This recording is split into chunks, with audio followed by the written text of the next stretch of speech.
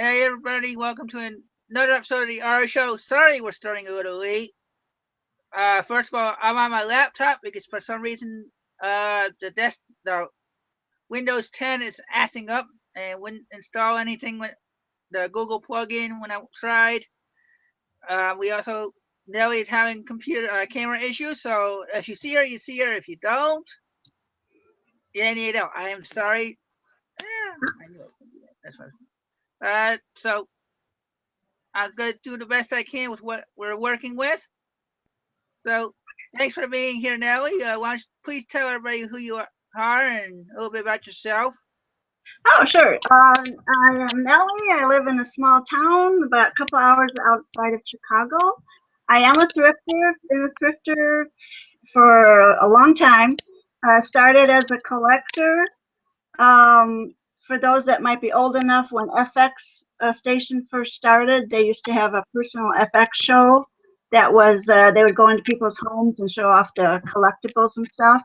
So that started me buying, but then I needed money to enable my habit. So then I started selling my kids' stuff at garage sales, and I thought that was pretty cool.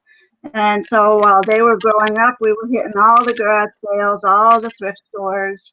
And eventually, my house looked like a hoarder's house, so I had to start selling it on eBay.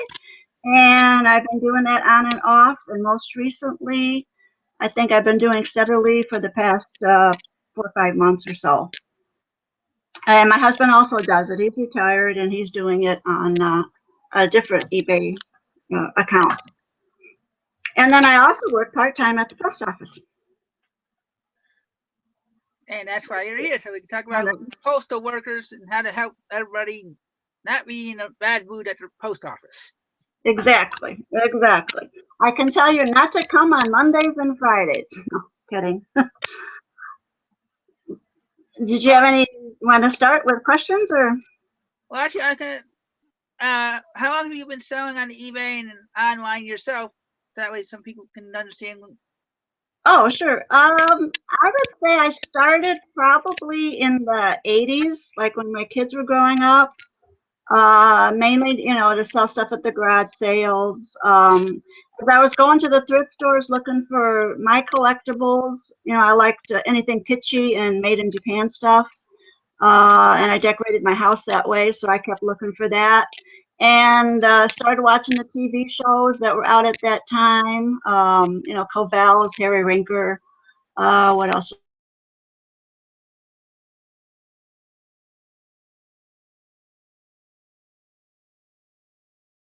Really neat stuff in there.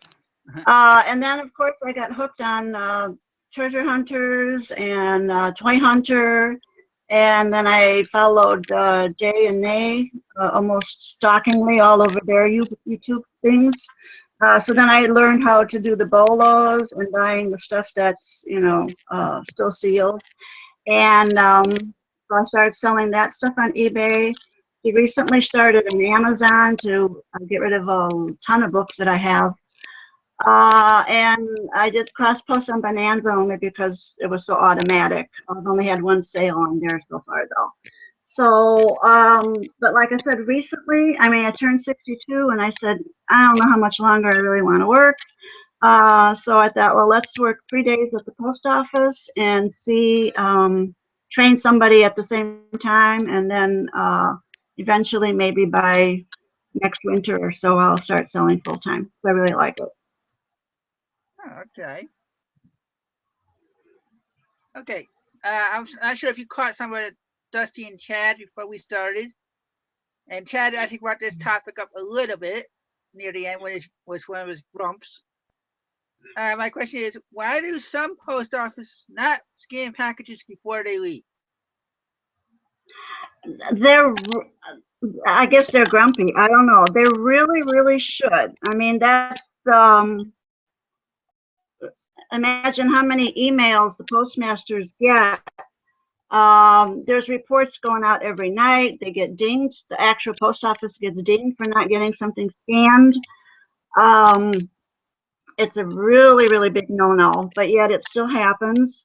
A lot of the post offices, when they switched to 2 and 4 hour offices, lost a lot of good people. And of course, people they brought in, there was hardly any training, which is really, really sad. So unfortunately, it really would help a lot if us resellers and the people, trying to mail all this stuff, like they talked about, you really have to tell your carrier, know your carrier, please scan this. We do need it. There's other stuff going on. I saw on Facebook.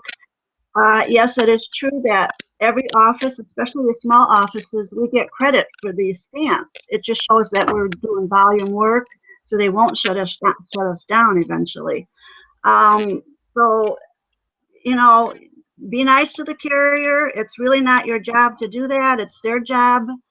But we need to, it's very important, especially with eBay, that we need to have that everything scanned. The other thing was that they, if you do bring it into the post office, there was that email recently that said that you are allowed to get receipts for that. I think Vanessa brought that up before. The main problem there is on the automated offices. They have to learn how to make a no sale receipt on their little POS machines. Whereas I'm in a manual office, everything out there is by hand. It doesn't really matter. I could, just to reassure people that as long as you see them scan it, accepted, that's on USPS.com. If you got that tracking number, it shows that it was accepted. That means it left that post office that day. So yeah, scans are very important. They get notices. We've got some of the carriers might be getting a little aggravated because with the new scanners, they do have a lot more steps to scan. They're actually getting sampling requests from big head honchos, wherever they're at, that they actually have to scan how many pieces of mail they leave you in the mailbox to also judge their volume and how long they're staying there and stuff like that. So the requirement to scan packaging is a national thing. It's not just regional. Oh, no, yeah, very important, very national. That's, we want the customers right, has to be right. But like I said, some of the carriers, and I can sort of understand their side. Here's a little insight, if they're traveling, they're also on a schedule where heavens that they go over a half hour for overtime. That's just a huge deal. It's a little ridiculous. But they might be, oh my God, here's 5 packages, I got to get to the next stop in so many minutes, and stuff like that. And they might think that, okay, I'll just scan all this when I get back at the post office. Well, when you get back at the post office, the people that work there have to make sure that those packages are on the truck when the truck driver comes, which is usually, at our place it's 5 o'clock. So again, the people there, it's human nature. They might think, oh, this isn't going to matter. But that's why that email that finally did come out that stresses the commercial eBay items need to be scanned specifically so that eBay doesn't screw us over, and ding us for late shipments. Yeah, I saw a post earlier today, or a comment on a post, that when a person's postal worker picks up their mail at 5:30 at night, and for whatever reason leaves their mail in their truck overnight and then scans it the next morning before giving it to their coworkers. Oh yeah, that's a big no-no also. But the thing there is, if you're there past the pickup time, technically you're supposed to actually go to the next postal office that's still open, or all the way to the drop-off point, which could be, in our case, it's like 20-25 miles away, that you're supposed to actually deliver it all the way there if you miss the truck. How many people would really want to, do that? That's above and beyond. But yeah, the carrier should always try. It has to, and listen, it's a phone call. Everybody's got their cell phones.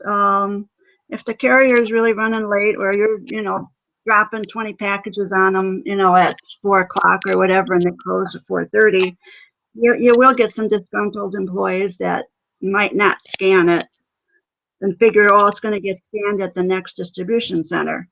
And sometimes it does, and then it's still the same time. But you might see a midnight scan and wonder, well, the carrier picked it up at 3 in the afternoon. Why is it getting scanned there? That's because it did not get scanned at the local post office, but it did. They did pick it up at the. Well, I'll give a couple of shout outs. Thrifty Treasures came in. Hi, Tanya. She says, "Hey, Nelly, I did not know you worked for the post office." Oh, I'm sorry. What? Thrifty Treasures came into the chat. She is so cool. I like her videos. Well, she said that she did not know that you worked for the post office. Oh no, I do. I love it. This isn't you know, I'm trying to just help people understand that. Like I joked before, if you come in on a Monday morning, oh my gosh, we've got, you know, packages that's really 2 days worth, because we do get mail coming.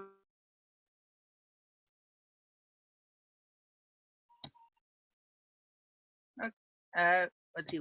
I also have Owen Berta Bell is in the chat.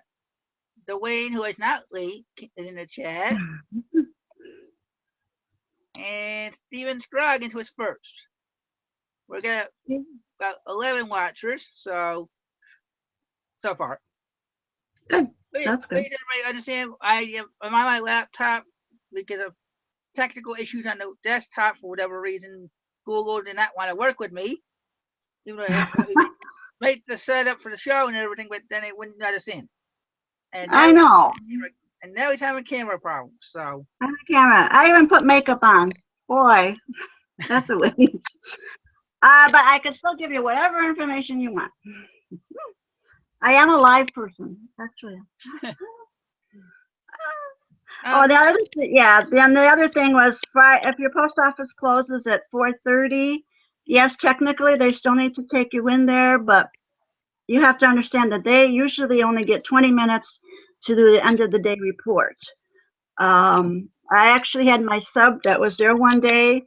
I had a customer call me the next day, says she didn't scan them in. And I talked to her and explained to her, eBay, yes, you still have to scan in, and you know, you're going to be over 20 minutes, you're over 20 minutes. But a lot of times the clerks are not trained in this at all. The postmaster gets the emails or the notices that he is supposed, or he or she are supposed to relay all that information to the window clerks, to the back end clerks that put it on the trucks. The carriers have their own system of learning stuff. And unfortunately, it doesn't always go that way. And then you've got the automated offices, you've got the manual offices, and everybody works a little bit differently, but they are getting the message across. And I think it's because all the resellers have contacted the local post offices and, you know, saying, hey, you know, you did this, you got to carry it through. And then I forgot what I was going to say. Did you have another question? Yes, I do. I'm rambling. 13 of them. So, what do you think resellers can do to help UPS postal people get our things out quicker? I mean, just simply, you know, if you could get it out to them, right, if you got to pick up and, you know, the carrier gets there at 2 o'clock, you know, please have your packages out there a little bit before 2, because sometimes if it's a slow day, which is rare, but does happen, you know, they might get there 15 minutes before you're expecting them. If you have a good rapport with them, of course, they're going to wait until you get the packages to them. The other thing is, if you're going to go to the retail counter, realize that they do have to do reports and they have to scan the out boxes at a certain time. And if they don't do that, then, you know, it's the last 15 minutes are very a mad rush in the last 15 minutes.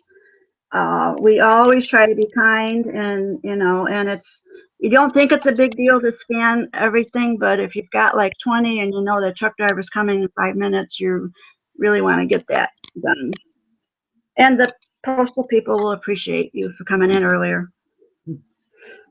Well, we have our first question from a viewer. Okay. Tanya wants to know, what state are you in, Nelly? Are you a driver or you work the counter?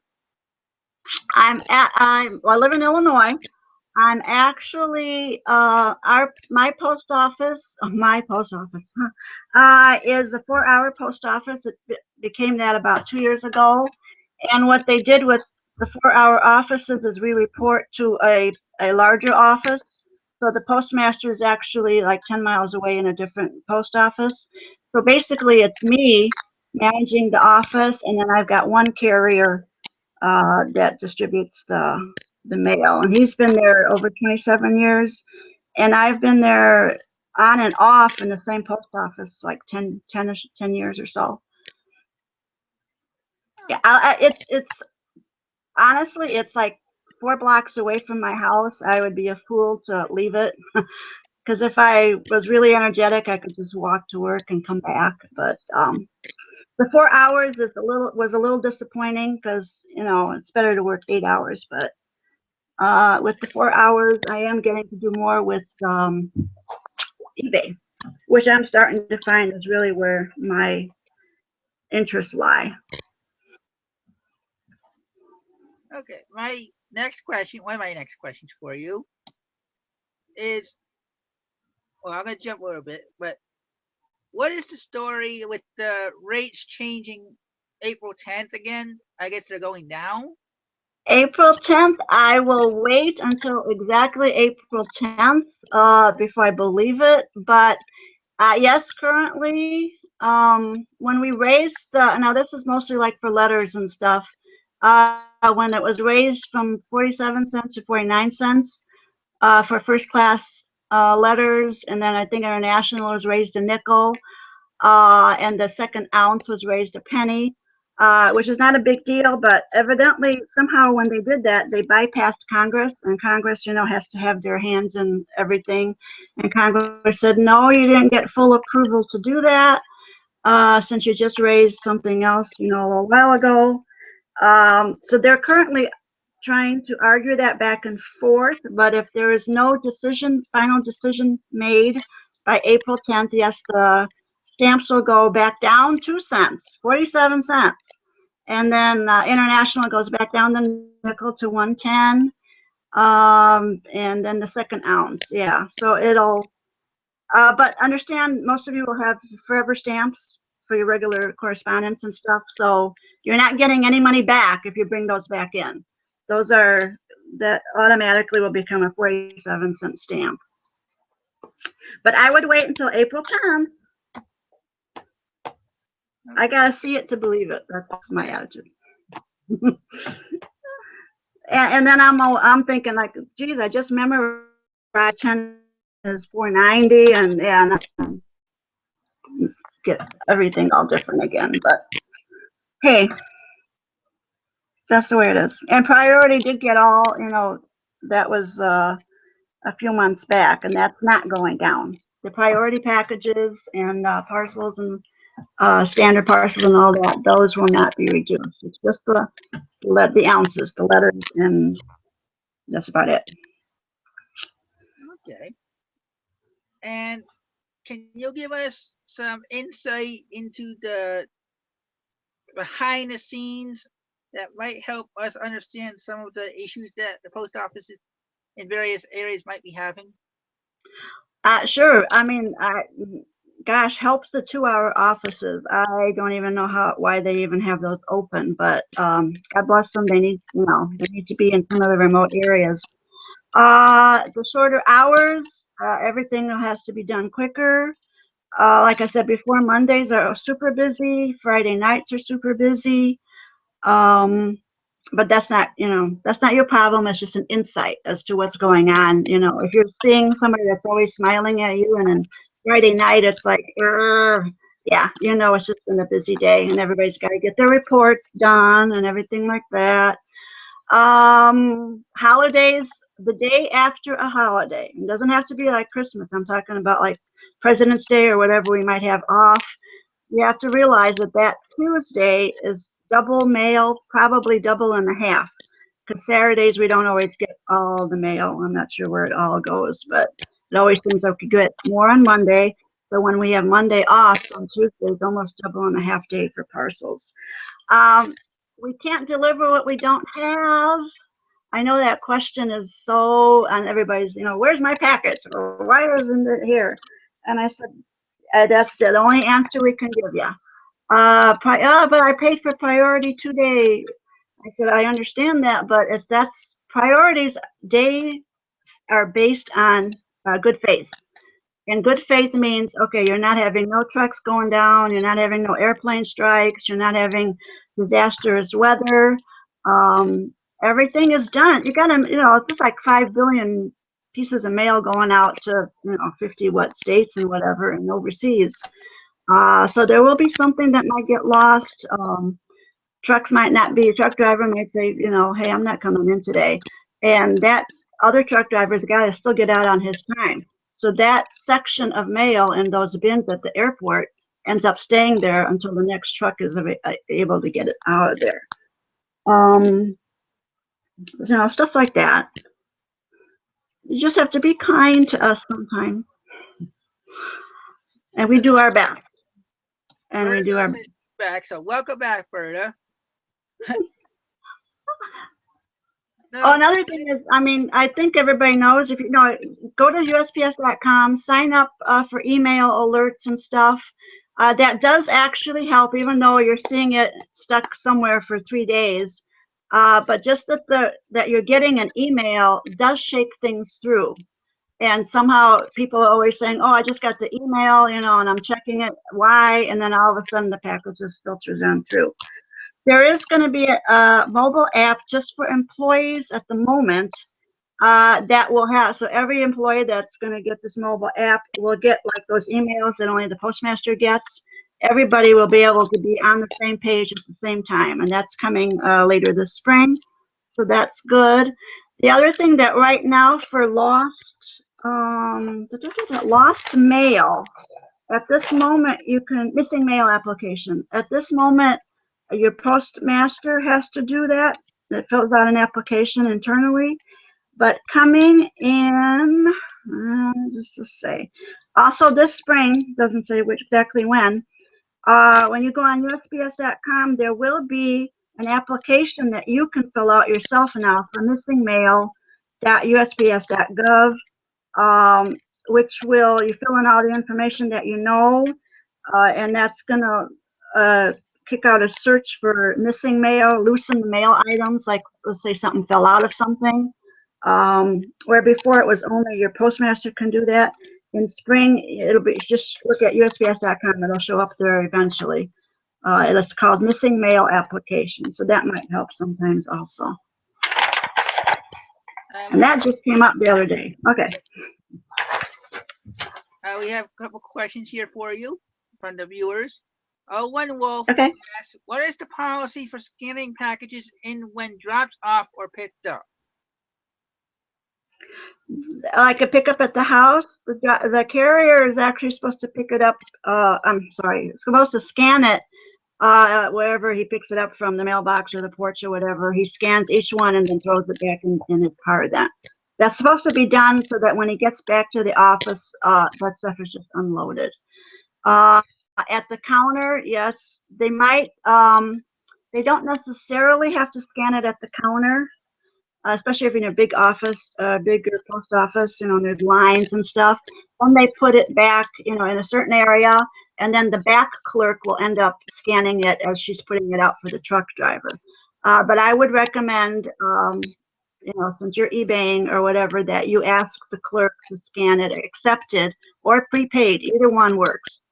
It shows up as an acceptance scan, that they scan it there by you. Like I said, you don't always need a receipt, because if they scan it, it's online, so that's proof that you dropped it off and they accepted it.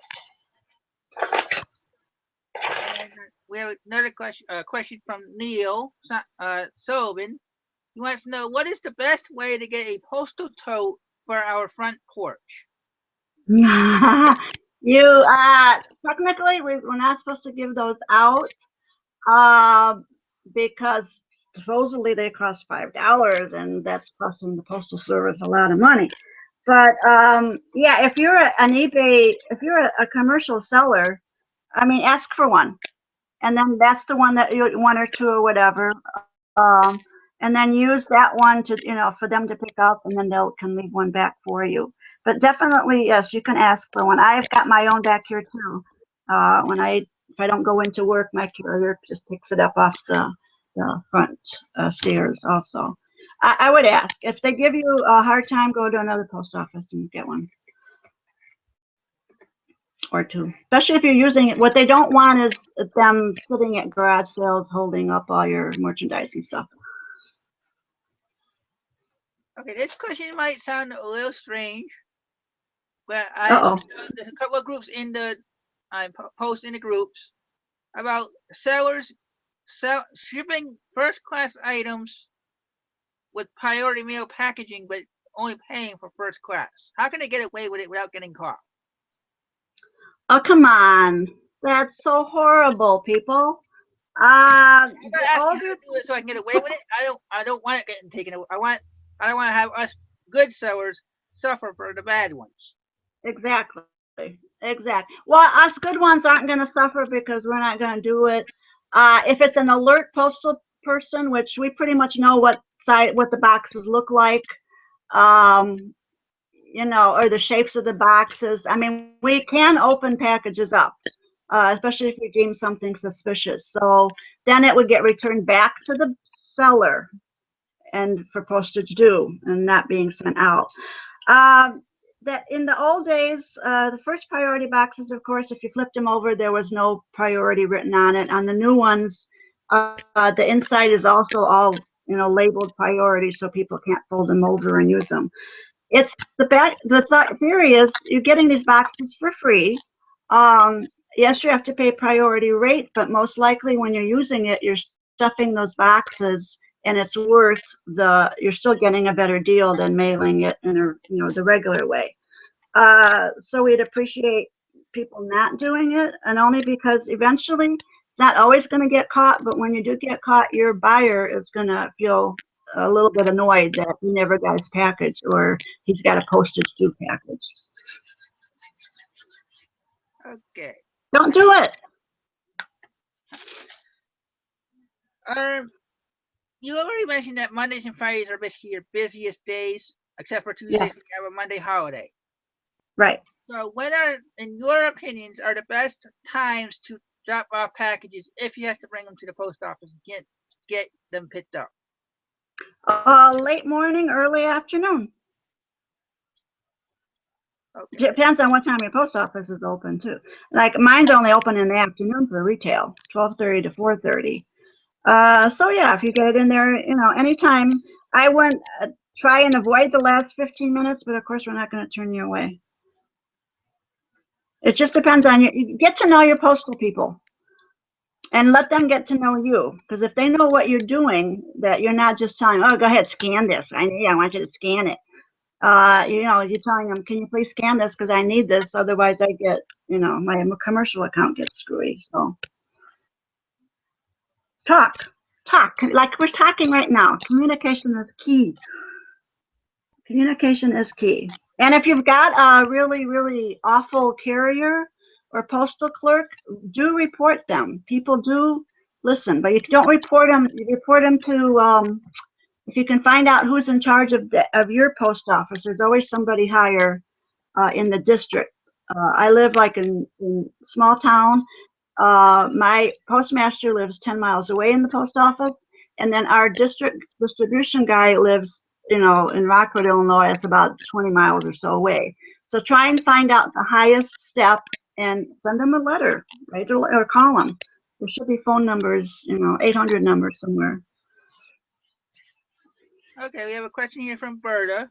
She wants to know, well, she said she's seen people do the Frankies boxes with the flat rate boxes. Is that okay?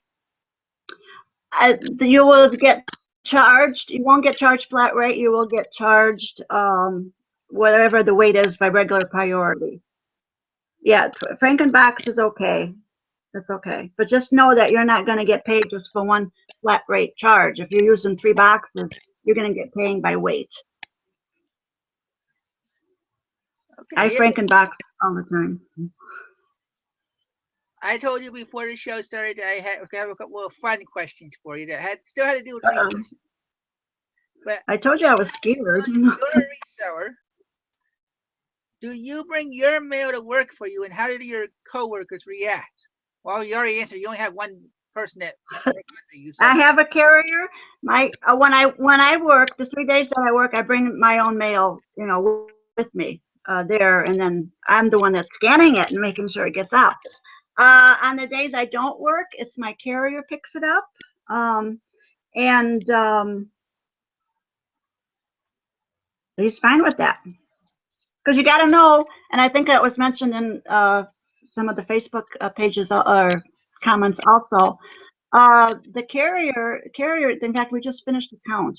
The carriers will get, like, it's an audit, like sometimes twice a year, and they need the volume to keep their whatever they're going rated, however they're paid. I don't know, that's a union thing. But they get, judged by mileage, how long it takes them to get there, what kind of volume they bring back. So you're dropping, the carrier will tell you he loves eBay people, and Amazon, whatever. Yeah, because each package that he scans, that's why I'm surprised a few carriers aren't doing it, or they don't care.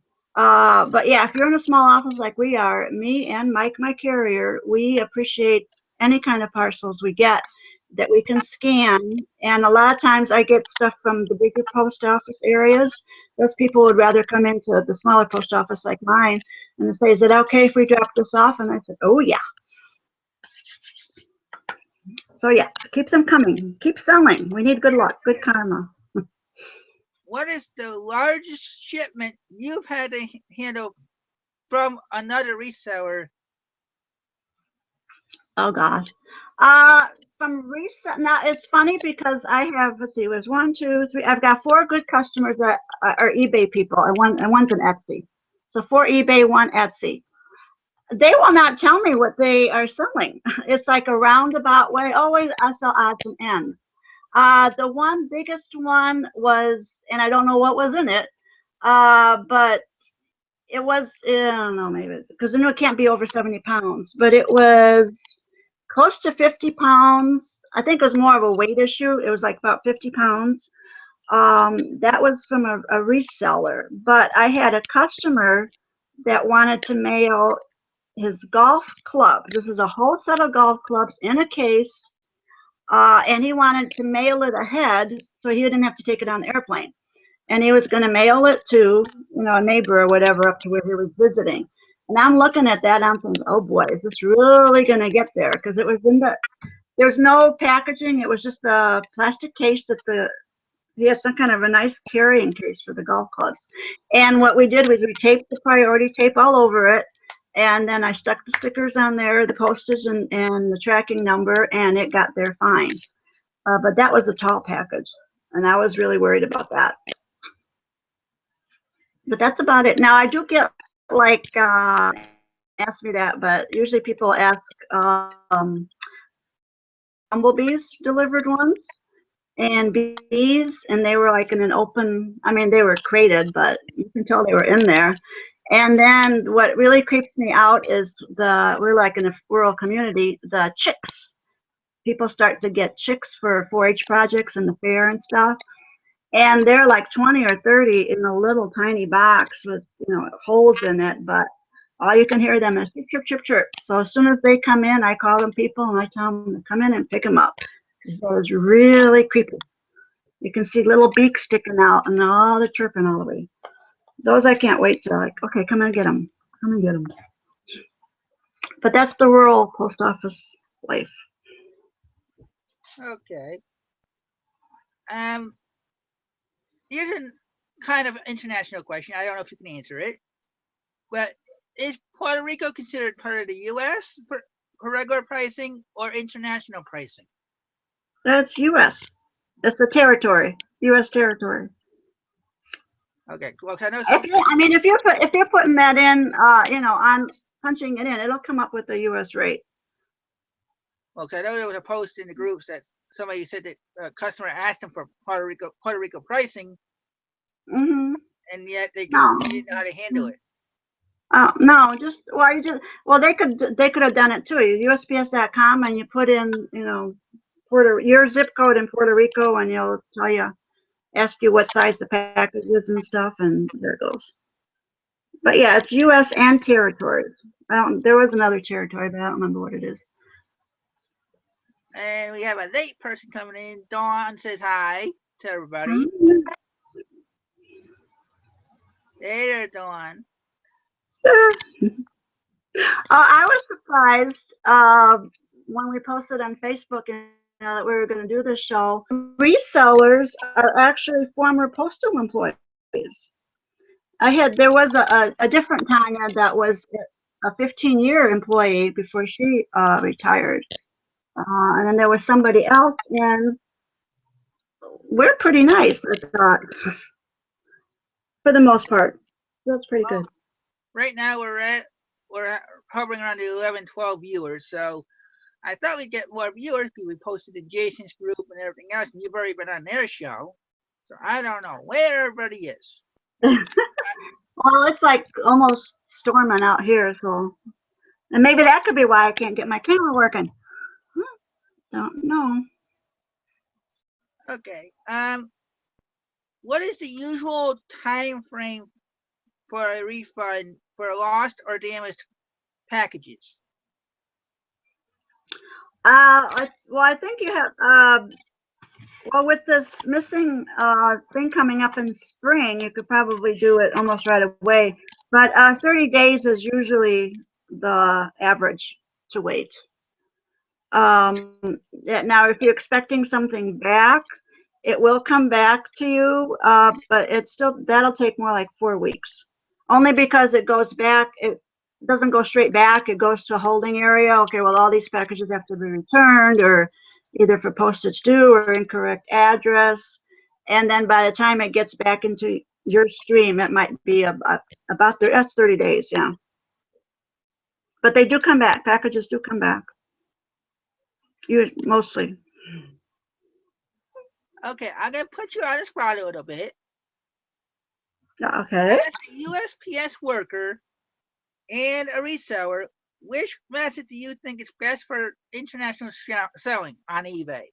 Using the GSP or doing the first class international?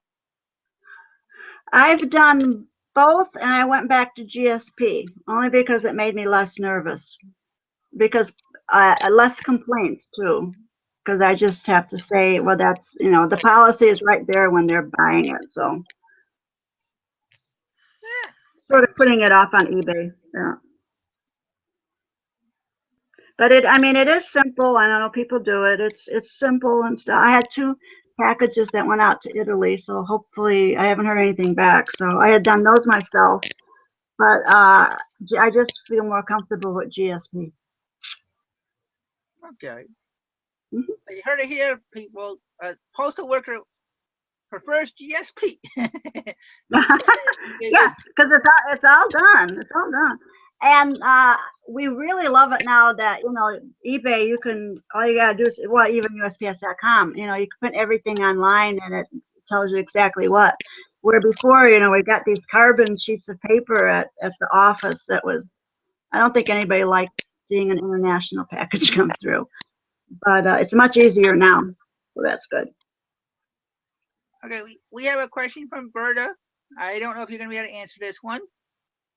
Well, actually, you should be able to. I'm sure you'd had this question from other customers. Say you have something 5 by 5 square by 2 feet tall, but under 70 pounds. What would you recommend cheapest way, flat rate or Frankies Box? It depends on the weight. If it's really, really heavy, I would probably go priority flat rate if it fits. Yeah. Otherwise, even if you put it in a regular box, Franken box it or whatever, the check it out. The clerk can tell you, she can punch in both ways and find out which is cheaper. And if priority, flat rate, I don't know if you want to repackage it, but I really like priority flat rate. If it fits in there, ship it that way. Not, and don't put like one piece of thing in there that's like can go first class or something, but anything with weight in it that you can stuff in there. Flat rate padded envelope is really great. And the boxes I like. Don't forget regional boxes too. I'd always check those. They're not always a convenient size, but if it's someplace not too far, and I guess the general rule is if it's 600 miles, only 600 miles away, it might be cheaper going regional rates because that goes by zones. But I would check it all out. She says that by weight. It's a roll of 3M paper. And oh, wow. Owen Wolf, to answer your question, a Frankies box is meaning when you put more than one box together to fit around a item that you're shipping off. Yes. Yes. So you just slide one box over the other and tape it up with a white tie or with.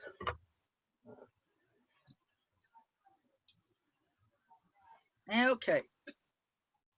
Now here's another size question. What's the largest size package you have had to process yourself at the counter? Was it the golf clubs, or was it something actual bigger? No, I think the golf clubs were the tallest, but what was the widest was an actual bucket car seat that somebody had sold on, and it was just a seat for a bucket, for an old car, a bucket seat. And that was a little bit weirdly shaped and heavy, but it got there okay. I have had bicycles come through too. And they're more like long, thin boxes, but yeah, the odd shapes don't seem to really matter. And I haven't lost any odd shaped packages. They've all got delivered. And my last question, and I don't know if any of the viewers are going to have any. I just seem to kind of go through these questions, but as expected, sometimes. How do you personally feel? Like I said before, I don't know how much of Chad and Dusty you caught before we tried setting this up, but they were talking about the mailbox stores. Oh, well, we got, let's see, what do we have here? Well, we have, let's see, Staples does ours a lot. We do have a UPS actual building, but they have such odd hours that it's hard to get there. I mean, if it's really huge, yeah, and if it's over 70 pounds and the size is, over 108 inches or whatever, I don't care.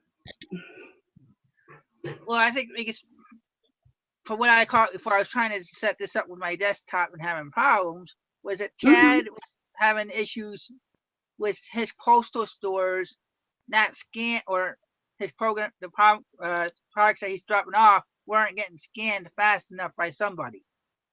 Oh, well, yeah. I don't think they have the directive that they, really have to scan it. Maybe could be a problem. But if he gets his stuff there before the postal worker gets there and it still doesn't get scanned in time, who's to blame for the? So I don't know. I mean, if he's, well, yeah, it's the. Well, I hope he's not delivering it like when they're closed and leaving it there. Yeah, I think one of his other problems was, because they're like in a cul-de-sac and they have those cluster mailboxes, which I don't like. There was a point where they were thinking of that for our little small town. That would be horrible because there's absolutely nothing that fits in those, and it's out in the elements. But yeah, that way that he has to let his carrier know to come to the door and pick him up, which is a little tougher. So I think he probably does do better at those pick and ship place, pack and ship places. But all I could say is, like, I think a lot of people make sure you tell them to scan it or have them scan it in front of you, so you know. Okay, Neil Sullivan wants to know, can we drop FedEx SmartPost at a post office? That is very confusing to people because we do accept SmartPost for FedEx, and UPS is called, can't think of it now, the other service, but we're not supposed to accept it back. And I know that we don't really get much FedEx out here, but UPS, I know they get grumpy because they want you to do, schedule the pickup and pay for it. If depends on the UPS people, if they will accept a package from the post office. We're not supposed to. We always tell them, well, we have, there's drop-offs, and I would always try, if they give you a choice of labels, always pick the USPS label for a return. But yeah, you're not really supposed to. And sometimes it depends on the post office. I don't, only because UPS guys said something about that, because the SmartPost and the other one is so cheap for them, when they're sending it back, it ups their cost, because they got to do all that mileage stuff too. So it depends on the post office, but no, we're not supposed to. Okay. Sorry. We have a question here from Dustin Sodders. He wants to know if we covered the new difference measurements by 3 ounces within the last few weeks between his scale and theirs. I guess there's been posts about the weight differences on the postal scales compared to our scales at home. Oh. And in some cases, people are charged extra.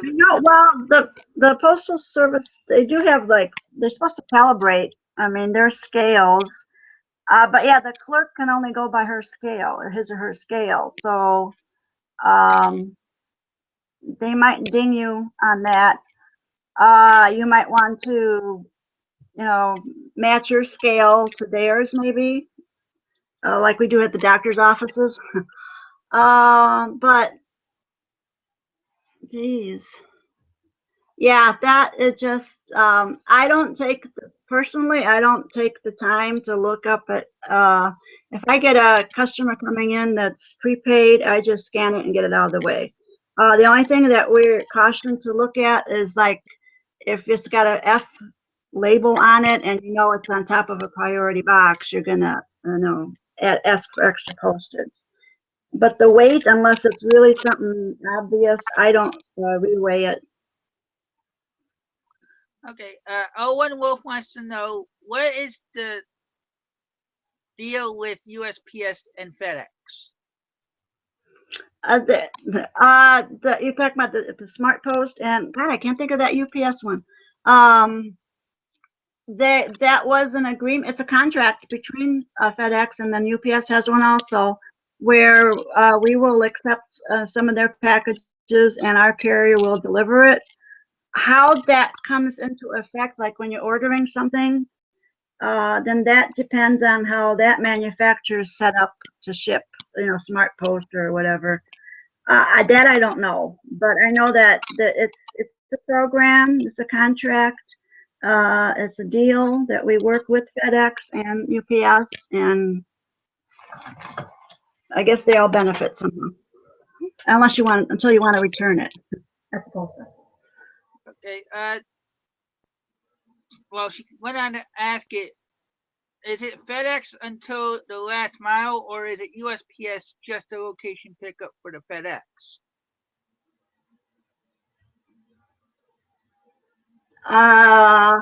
FedEx and UPS drop ship the packages at the whatever local post office it's going to, or the head post office. And then, especially on the remote post offices, we might not get that package until a day later for the carrier to deliver it. The carrier delivers it, basically. If UPS or FedEx are going to drop something off, they're going to drop it off in front of your house. Okay, my wife is in the chat. She wants to know, Nice. have you seen guitars come through and which you know the shipping range?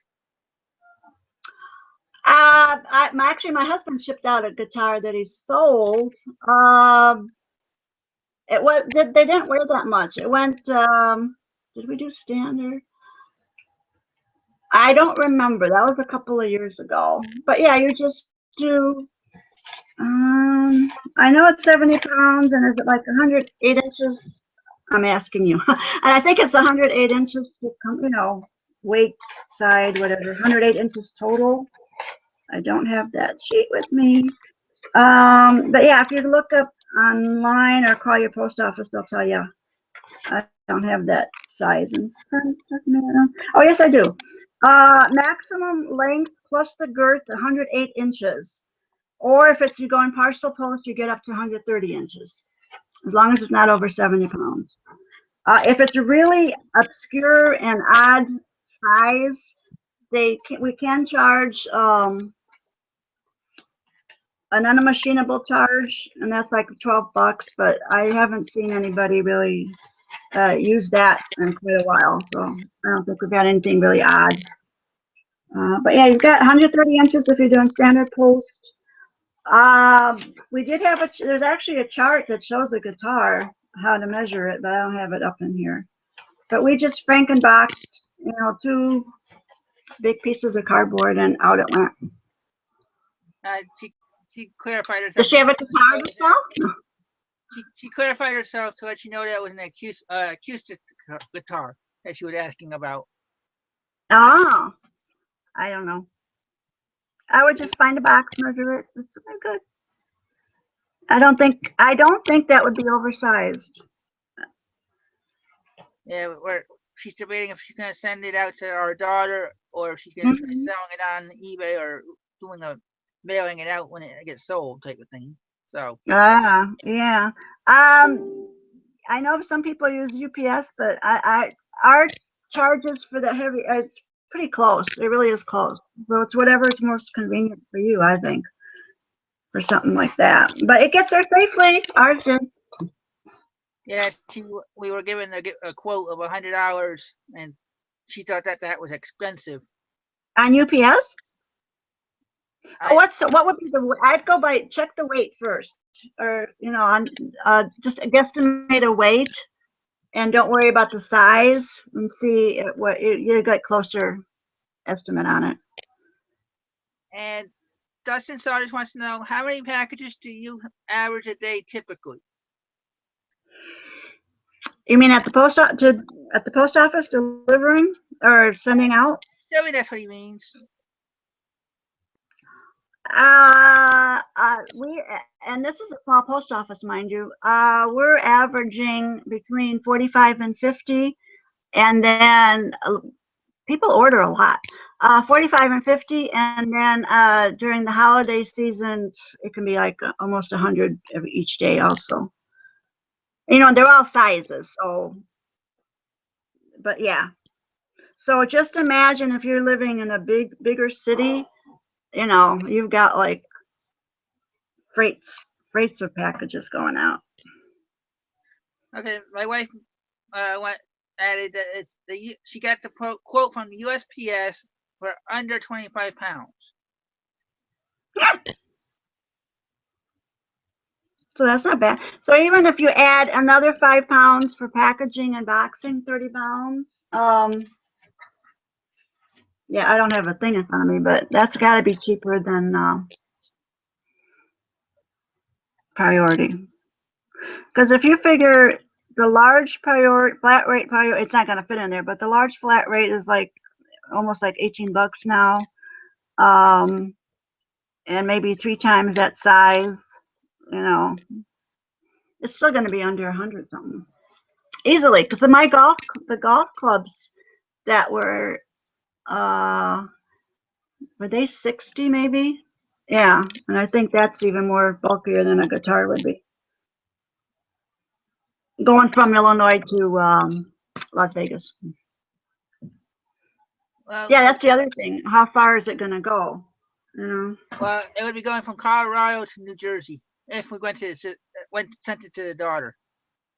Yeah, okay. Yeah, that's not far. That's not bad. Bertabelle wants to know, do you ever use the Tyvek envelopes? They are strong. People ask. They are strong because they're hard to open up. I haven't. I've always used either the padded one, not necessarily priority, but I've used padded envelopes. And my husband uses those little poly bags because he does a lot of electronic stuff. Very sturdy, also. But yeah, the Tyvek. I know people worry about them because they look like they're just floppy. Especially if you use that and maybe 2 little cardboard inserts if it's not really heavy. To protect it a little bit, but well, we are at the hour mark. We actually made it through. yeah. I want to thank you all for watching. I realize I'm on my laptop. Like I said before, I did have tech issues with the desktop for whatever reason. I got to fix it by Sunday again, hopefully. So I will not be having an after show tonight. Nelli is. I'm all knocked out. Yeah. So I appreciate everybody that's sticking around and watching. We didn't hit our usual numbers, but I think I have a reason why. I know a reason why, besides the fact that I started a little late. But well, they'll catch us on the replay. Well, I had fun. I appreciate you having me on here. I always love your shows. I'd like to see Roxy sometime. You're always talking about it. She's too. But anyway, and I thank all the viewers and all the questions. I mean, Facebook was terrific today. So, yeah. If you do have any other questions, go ahead and post them on Walking Pickers Facebook, and we'll see if we can get back to you. Yeah, you can go on there, or if you're part of the research site, you can just tag Nelli in the groups, and she can answer the questions that way too. Definitely. And I'll be at the office, so I'll know I can answer your questions better. Well, like I said, I want to thank you, Nelli, for being on. I want to thank everybody that stuck around while I was having my issues. I will not be having a show Sunday. I just remembered that, because of it being Easter Sunday, I'm not gonna ask anybody to come on and do my life. I will wait till the week after. So if you're interested in doing that, let me know, and we'll work into a schedule. I have at least 3 people that said they would do it. But after that, we'll see who else is interested. And I do not have a guest lined up for next week, but I have one on mind that I'm going to ask. So thanks for watching. If you liked what we talked about, you want your questions answered, please get a hold of Nelli in the groups, or send a question to me through Facebook, and I'll get it to her if I can. And with that said, thanks everybody. Everybody have a good week. Bye. See you next week. Bye. Thank you.